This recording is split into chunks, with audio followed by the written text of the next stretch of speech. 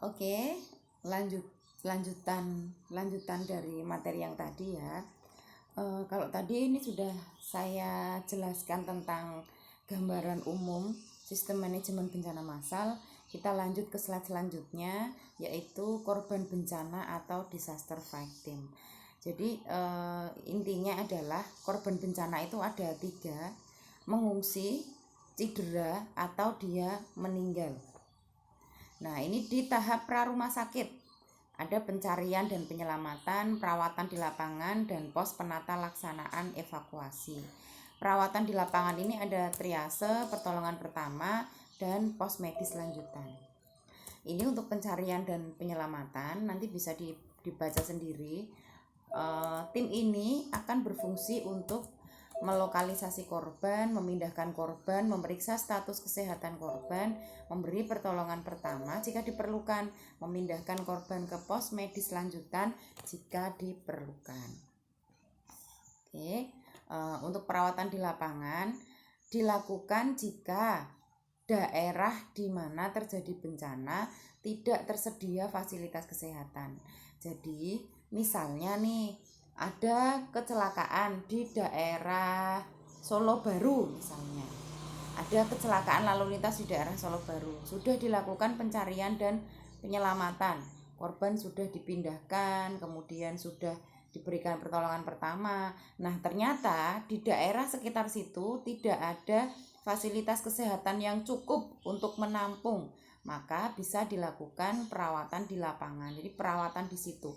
Ada mobil punyanya Kementerian Kesehatan, ada mobil yang seperti mobil box besar gitu, seperti truk box besar, di dalamnya ada perawatan kesehatan, bahkan bisa melakukan operasi kecil di dalam kendaraan tersebut. Nah, ini salah satu contoh perawatan di lapangan. Kemudian setelah itu dilakukan triase lapangan. Tujuannya apa? Tujuannya untuk mengidentifikasi korban. Jadi korban perlu diidentifikasi dulu, mana yang harus segera dirawat, mana yang bisa dirawat nanti-nanti. Nah, ini triase di tempat. Jadi dilakukan di tempat itu, di mana korban ditemukan atau pada tempat penampungan, dan umumnya dilakukan oleh tim pertolongan pertama atau tenaga medis. Nah, ini triase medik atau triase kedua ini dilakukan saat korban memasuki pos medis lanjutan. Jadi gini, tadi kan ada kecelakaan, kemudian ada pencarian dan evakuasi. Dicek dulu, ini bisa dilakukan triase di tempat atau harus dibawa ke pos medis lanjutan. Kalau hanya luka-luka ringan, bisa dibersihkan lukanya, diberi betadin, udah selesai, berarti dia bisa di triase di tempat. Tapi kalau misalnya ada patah tulang, contohnya seperti itu, berarti dia harus dibawa ke pos medis lanjutan dan dibawa oleh tenaga medis yang berpengalaman. Nah, tujuannya untuk menentukan tingkat perawatan lagi yang dibutuhkan korban. Ini di sini ada kartu-kartu warna. Ini kartunya ini sudah disepakati ya. Jadi tenaga kesehatan itu tahu kalau yang merah itu pasti darurat, pasti emergensi. Yang hijau itu tidak gawat atau cedera ringan. Yang kuning itu gawat, mengancam jiwa, dan yang hitam itu meninggal dunia. Jadi kalau sudah ditriase dan di situ kasih warna hitam, ya sudah, ditinggal aja. Kita menolong yang lain. Ingat ya, prinsipnya bencana itu kerja cepat dan tepat.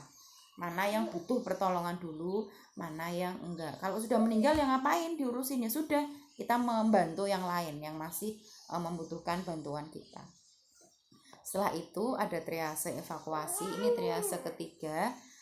Prioritas ditujukan kepada korban yang dapat dipindahkan ke rumah sakit yang telah disesuaikan untuk menerima korban bencana massal. Ini masih ada hubungannya dengan materi yang kemarin saya sampaikan ya. Masih ingat waktu di manajemen bencana itu kan ada sistem koordinasi, ada melibatkan rumah sakit, melibatkan SAR, melibatkan BPBD, BNPB lah, itu maksudnya juga salah satunya ini. Jadi nanti kalau ada kecelakaan lalu lintas, mana rumah sakit yang dia memang ditunjuk sebagai rumah sakit rujukan dengan SDM dan SDA yang memenuhi, yang sesuai. Jadi tenaga medisnya juga cukup, sumber dayanya juga cukup. Nah, itu maksudnya. Nah, ini setelah itu dilakukan pertolongan pertama. Pertolongan pertama dilakukan oleh para relawan, petugas pemadam kebakaran, polisi, tenaga dari unit khusus, tim medis gawat darurat, dan tenaga paramedik gawat darurat yang terlatih. Jadi intinya tidak semua orang bisa melakukan pertolongan pertama. Dia relawan, dan relawan ini pun sudah terlatih di dalam sistem manajemen bencana. Ini relawan pun ada latihan-latihan khususnya, ada pelatihan khususnya, pelatihan untuk relawan, pelatihan untuk petugas medis. Nah, tidak semua orang bisa melakukan pertolongan pertama. Jadi kalau misalnya Anda nih sebagai orang awam kemudian menemukan korban bencana, kalau Anda tidak tahu, mendingan diserahkan ke ahlinya atau langsung diantar saja ke rumah sakit. Jangan merasa sok pahlawan ditolong di situ tapi malah jadinya malah salah kaprah. Anda salah menolong tanpa ilmu yang harus Anda kuasai, maka Anda justru bisa membahayakan jiwa orang lain.